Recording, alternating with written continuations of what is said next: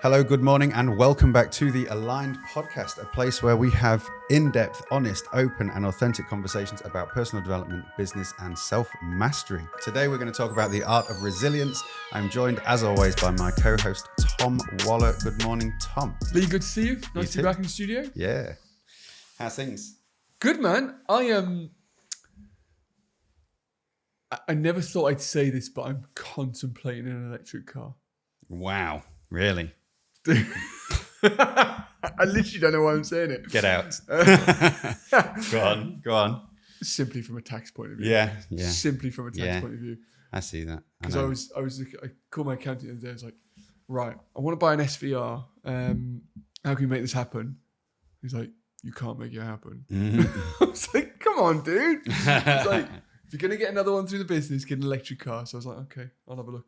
There's only one electric car that I'm going to get. It's Porsche. Porsche, yeah. That's yeah. I've seen someone in Lincoln's got one, actually, someone I know, but it's just the mileage and the distance anxiety that I've heard people getting where they've... So it would simply be used to go to and from town, be a town car. And you charge it overnight. I get the one that would be fun, but it'd be a town car. Yeah. But yeah, no, I felt like I'm getting some sand in my Yeah, too right. It'll be a while before I've got an electric car, even for tax reasons, I think. But we'll see. So I'm a bit shaky today, mate, because I'm absolutely knackered. But we move forward. Go on, tell that story because it's quite funny, actually. Yeah, so we're selling a washing machine. So we put it up on Facebook because the place we've moved into has got one in it. We've got one that we don't need, so we're selling it on Facebook. Some guy turns up last night in a car, the tiniest little boot, looks at the washing machine, looks at the car, and he's like, yeah. I'm like, no. I was like, it's not going to go in there, mate. Anyway, we tried a couple of times. He even tried to put it in the front seat of his car, a big washing machine. And I said to him, go and find somebody with a van. Come back later. We'll save it for you. When you come back with somebody with a van, I'll load it in and you can take it. Anyway, he's like, okay, I know someone. I'll be back in 15 minutes. I said, okay, see you in 15 minutes. This was about 9:00. 9:30 came. I was waiting for him to come back. Laura messages me saying that they've messaged saying they're coming tomorrow. So I was like, cool, no worries. Put the washing machine away back in the garage. Went to bed. 11:30, the dog starts going absolutely nuts. And there's two dudes at the end of my drive with torches. And I stuck my head out the window. I was like, yo, what are you doing? And they were like, oh, I'm here for the machine. I was like, no, you're fucking not, mate. It's too late. Come back tomorrow. Oh, I'm at work tomorrow. I said, I don't care. Go away and come back tomorrow. I was pissed. It's mad, isn't it? Turn up at 11:30 at night. So yeah, I'm tired. I think it's a reflection of like an undertone of like that respect that's going in society. And, I'll do things on my terms when actually we need to kind of work with other people here. So yeah. Anyway, anyone want a washing machine? Lee Lawton's your man. Yeah. Just get in touch with me at Abandon Average. Turn up with a van and it's yours. Cool. So we're going to talk about the art of resilience today, which I thought was a good topic. It goes on nicely from the ones that we've just done with the self-belief and the change. And so resilience is the ability to adapt well in the face of adversity. Yeah. And it's vitally important. So what are your stances on resilience? What are your thoughts before we get started? Now more than ever, it's an important topic. Mm-hmm. I got a slightly different definition of capacity to withstand or recover quickly from difficulties. So similar, but so that thick skin, maybe, as it were. Mm. The first thing that comes to mind when we talk about resilience is that saying of hard times create tough men, tough men create easy times, easy times create weak men create tough times. And I think that's the switch of the balance that we're in. We're in that stage of weak men moving into tough times. Agreed. Which is why if you want to win, you need resilience because times are getting tougher. I was talking to a guy who is a property investor. I was like, how many houses you got at the moment? He says, I've sold a bunch off. I've only got 50 left. I was like, cool. But these 50 are hemorrhaging money because his interest-only mortgages have gone from £200 a month on these single lets to £900 a month. Yeah. He's losing probably a couple of £100 on each house a month. Yeah. It's hemorrhaging. Yeah. So these tough times are here, and thinking, how can you stick out these tough times to ultimately win in the long run and not cripple under the surface? So I'm really excited to talk about this topic, and I think it's a really important topic. And I think everybody listening needs to just take heed of it right now and do something right now. Yeah, agreed. And it is our responsibility and duty and obligation to become resilient, I believe, so that we can weather the storms that are coming. And I think if you are living in this today's day and age and you don't realize that the hard times are coming, I think you haven't been paying attention.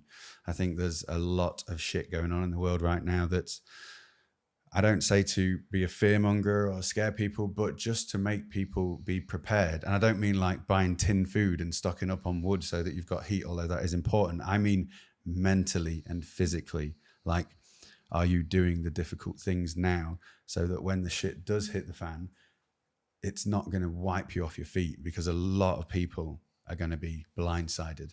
I think they are. And I think we've been through tough times. People don't necessarily realize it, and some are coming round to it. But there's a proportion of us who went through the whole COVID thing and said no to the vaccine agenda and said no to this crazy distancing and masking, all this stuff. And that was a tough time because you had to stay really true to your principles in the face of everybody else who's telling you otherwise. Yeah. And that was a tough time, which made you stronger, more resilient. On the other side, there's a lot of people who went through that, bought in, and now are realizing different. And they're realizing that they need to toughen up. People are talking about the fact that price of stuff is going up, like we just mentioned. So things are becoming a little bit more difficult.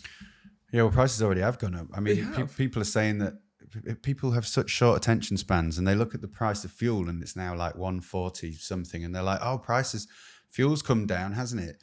Well, yeah, it has, since it peaked at like 170. But a year before that, it was like at £1, like low. It was loads less. So although it's come down from the high, it's still way higher. And then on the news, they say, oh, inflation's come down 2%. Yeah, but it's gone up 10%. Yes. So it's like it's still up. Yeah, they're just kind of trying to reset you. Yeah, and people forget quick. So they do. And then they complain times are tough, but there's a lot you can do. Like the simplest thing for me is just make yourself more valuable. Money is a huge thing. Money is a huge part of being able to be resilient. Yeah. Because at the end of the day, you need money to turn, to live, to move. And there's a resilience that you can cultivate and build to essentially make your potential for earning money better. And if people disagree with that, then I think they are absolutely blinded. Money is super important. Yeah. And the only way you can earn money is in exchange of value, to make yourself more valuable. Yep. So you need to be stronger, more valuable, harder working character. And there's some stuff we can dig into in that. Yeah. I think the main thing you spoke about there, you mentioned it a minute ago and I wrote it down, is do the hard shit first. Like before times get tough, make yourself tough. Yeah. Yeah. Introduced adversity. Yeah, definitely. Like the hard thing that we talk about all the time is like cold showers and fasting, and we've not spoken much about fasting, but like calorie deficit, training hard, introducing adversity when times are good and easy, because they're not always going to be. No, and even from a physiological standpoint, a human being, like you look at longevity studies, and if you want to live longer and healthier as a human being, which I'm sure most of you do, you actually need to create adversity in the body so it can adapt and become stronger in the long run. So those of us who have a comfy life, who don't push our bodies very hard, who struggle, will find the body will become weak. It won't build up those resiliences, and long term it will become sick and die early. Whereas if you create some adversity in your life, be it physical, emotional, then your body's resilience will be higher and your longevity will be longer. So simply from a biological point of view, we always need adversity in our life. We always need struggle. But as a society, we've just completely removed ourselves from that and seeked comfort so much that it's made us weak in our mind, as weak in our finances, as weak in our relationships, as weak in our physical body. And that's just going to, like you say, blindside people when things really start to get tough soon. Massively. Yeah, and just something that I wrote down, which I don't know if someone said before, if not, I'm coining it, but adversity is a stone that sharpens your sword. Yes. And then another quote that Zig Ziglar said is, sometimes adversity is what you need to face to become successful. I would remove sometimes and just say adversity is what you need. So all of the tough shit that I've been through in my life is what has created the resilience and allowed me to push through the things that I push through, and to do the things that I do, and to become the person that I've become, which is a million miles away from where I was 10 years ago. So yeah, the adversity, people seem to shy away from it. And when I always say learn to love the hard shit, I think people think, what are you talking about? Like, you can't, how can you learn to love the hard shit? But you can really learn to love the hard shit, so that when you're doing things, you are consciously and purposely trying to make them more difficult, so that every time that you do something more difficult, you know that you're banking some sort of like resilience points, I guess. So yeah, like, just learn to love the hard shit. I think everybody you admire has been through some trial. Like Sarah's, recovering from a traumatic birth, and she picked up a book. I can't remember what the book is, but just one of the things she read in the book, and it's talking about resilience. It's quite a cool sort of female perspective on it. But basically, one of the things she read is that everybody you admire them because they have been through some level of adversity. Yeah. So people listening to this, where they admire us doing this show, or they've got other people that they look up to. Mm-hmm. They look up to them because they've been through something and achieved something on the other side of that. Yeah. And that's what we need to go through. But I struggle to see where it comes from, and people just avoiding the hard stuff because it's difficult. Like people who don't go to the gym, I don't like to go to the gym. There's a lot of times people don't like to go to the gym, but no one ever comes out of the gym wishing they hadn't regretting they had gone in there. Never. And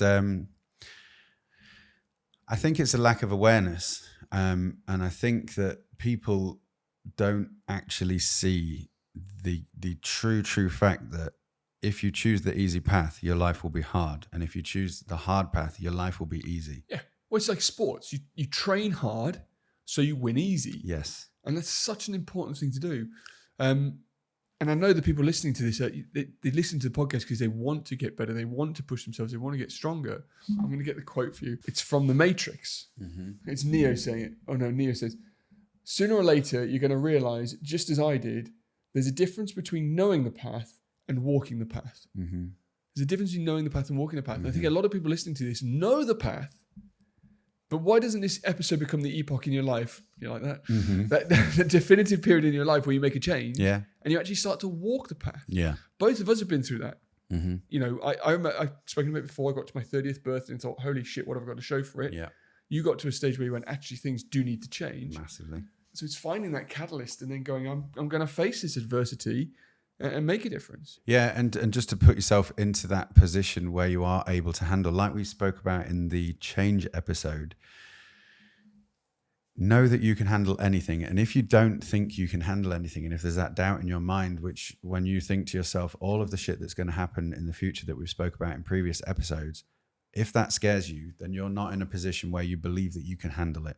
And the only way to get yourself into that position where you believe that you can handle it is to introduce adversity and to do hard shit. And then the more and more hard shit that you do, the more and more you will believe that you can handle. And it will just make the hard times easier. How good would it be to be in a position where you know whatever is thrown at me, I can handle it? Yeah. I might not end up in the same situation that I'm in. No. But I can handle it. But that's fine. And know that that's fine. Like I make my money, and my whole business runs on the internet and through computers. Yes. So I do editing, I do video photography and advertising. There is a chance that one day someone's going to say, if you don't have this vaccine passport and this digital ID, you can't go on the internet. Yeah. I'm good with that. Yeah. I'm not bothered. I know that I will handle whatever happens. And if I have to come off the internet because of that and because of my morals, then I will. Yeah. And I'm fine with that. I was making money at 11 years old. I started a business cutting my neighbor's grass. Yes. So I can do whatever I need to do to survive. And I know I can. Yeah. And I can handle it. I was looking at an old... it was like my mum gave me a box the other day of all my old school stuff, and it was like there was a book in there, and I must have done like a journal at school, and every single week I wrote in there, this weekend I was in the woods, I was building a den, I was catching this, I was doing that, I was climbing trees. And that's why I feel very able and capable to do all of these things, because I was raised in the woods. Like I'm a real country boy. Like I was raised climbing trees and building dens and like catching animals and doing all that kind of thing with my family. And well, you saw what my family are like. And, awesome. And all of that stuff was not easy when I was doing it. And I had to learn new skills, even at such a young age. I was like 6 and 7 years old. Yeah. But all of that has built me into the person I am, that we're to a point where I'm not bothered what happens. Like, I know that I can handle anything that comes, and I truly do. So it's so true. I can't remember. We used to go into this little wooded area of silver birches, and we used to climb up them so they start to bend, and eventually they'd break, and that's what we then make our ends with. Like, that was fun. But we just got some people on our NCT group, shit if they listen to this, messaging in going, I found this great video on my phone to get your kids distracted. Bearing in mind the NCT kids are all under the age of 8 weeks. Oh my God. I'm like, what the fuck? These kids are just literally, and it calms them down. No, it doesn't. Remove it from wires them out. Yeah, I would not. It's insane. So, our ability to cope is something that we can build, we can cultivate. And that term of staying in the heat, like staying in the difficult times so that those difficult times don't become difficult times. Yeah. I remember a teacher at school, Lanyan Hall. He was an ex-policeman from the apartheid era in South Africa, and he was a short 5'2" man or whatever. He was our rugby coach. If you did something wrong, he'd literally throw you on the floor, which was extraordinary. You wouldn't get away with that these days. He'd literally grab you by the lapels and throw you on the floor. Yeah. And to make the team tougher, we had this one guy come over. It's a really posh school. This prince came over from the Middle East to school. He turns up at school and he asks some people to take the bags to his room. Oh. Obviously, his bags get thrown in the trash. Yeah. Like, come on. Then we go to the rugby field and he's a bit soft. He's a big, tall guy, but he's soft. The whole afternoon training session, which I don't know, it's like maybe 2 hours, he had to stand there and tackle player after player after player. Literally stood there, and the players the whole afternoon just ran him. I bet it built some resilience. But after that, like, he comes out stronger. Yeah. Because he had to stay in the heat. Like, he couldn't run away. No. He couldn't call for help. He had to stay there and tackle every single person that came through him. Yeah. And I think I've mentioned it. We did that episode where I spoke about the previous teacher who dropped me. Like, these are simple things that cultivators now, which society's removed. Yeah. So you now need to find ways to create adversity yourself in your life now to make you stronger in the long run. Yeah. The easiest place to start with some physical exercise. And then, things like with your work is get to where you think you can finish and then maybe just do a little bit more. Just that little bit more so you can step away and go, well, actually, I achieved more than I thought I could do. Yeah. Yeah. Einstein said adversity introduces a man to himself. And so true. Like, I think one thing to remember resilience is the ability to adapt to hard times. And the way to build that resilience is to introduce adversity. I think we've clarified that. But adversity always comes with opportunity. So whether that is like lessons learned, skills gained, toughness built, sometimes the opportunity is the adversity. Like, that's just what you needed, is just that toughness to be built. Why do people avoid it? I think they avoid it because it's just so comfortable. Yeah, comfort. Yeah. Yeah, and like you say, it's been removed. You're always better afterwards, aren't you? Oh yeah. Always. So why don't people lean into that? Like, you sit on the sofa getting fat as fuck, watching TV and eating shit. Instant gratification. Yeah. That's what it is. Oh, I can't go to the gym because it's not like, fuck, I literally don't get it. No. It really annoys me. Like, a 3-minute ice bath is 3 minutes. 3 minutes. And you feel so good after it. Every time. I was talking to Luke about it. All right, Luke. And he said he never wants to get in. Never wants to get in the ice bath. And he does cold ice baths, like 2 degrees.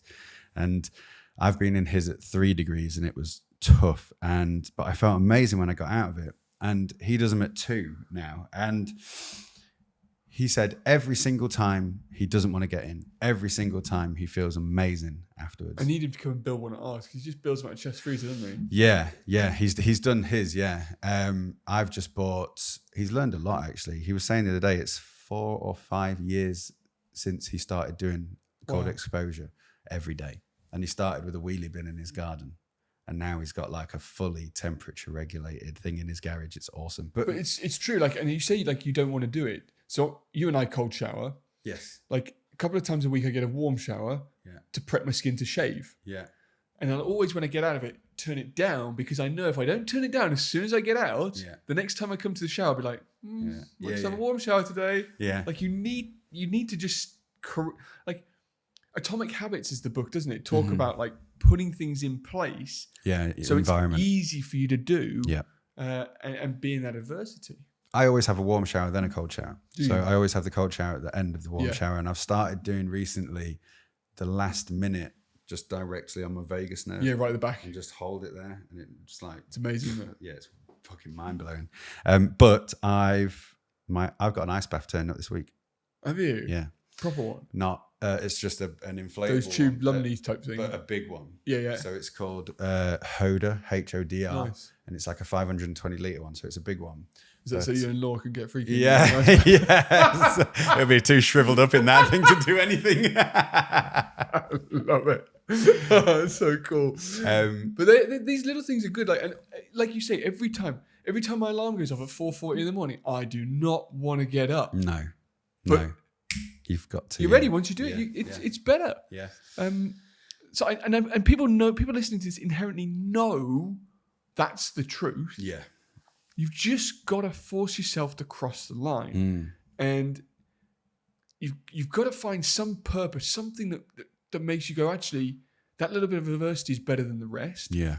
I don't know what else is going to motivate you to push forward. And you'll either be one of these people who get swept up with the herd, and your one chance at this life on this planet is going to be fucked over, or you can actually change and rewrite the script and turn it around. Yeah. And it comes from just doing some simple little acts of adversity every day to build yourself stronger, then make yourself more valuable, and then you can contribute in whatever situation or scenario happens. Yeah. Yeah.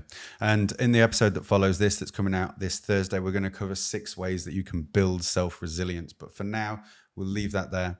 We have done a podcast in the past about how personal development is your responsibility, but this has been amplified 10x lately. So we're going to do another one about the real importance of it and why it's important coming up. So that should be coming out next week or the week after. So stay tuned for that. If you got some value from this podcast, please share it with a friend. Please, you don't have to share it online if you think it's too controversial or anything. You can just you can copy the link, WhatsApp it to a friend, let them know that they're going to get some value from it. Please leave us a review. We've got some good reviews on Spotify and Apple Podcasts. And please subscribe on YouTube. Have an amazing day. Thank you, as always, Tom. That was a good episode. I enjoyed that. See you soon, Lee. See you soon.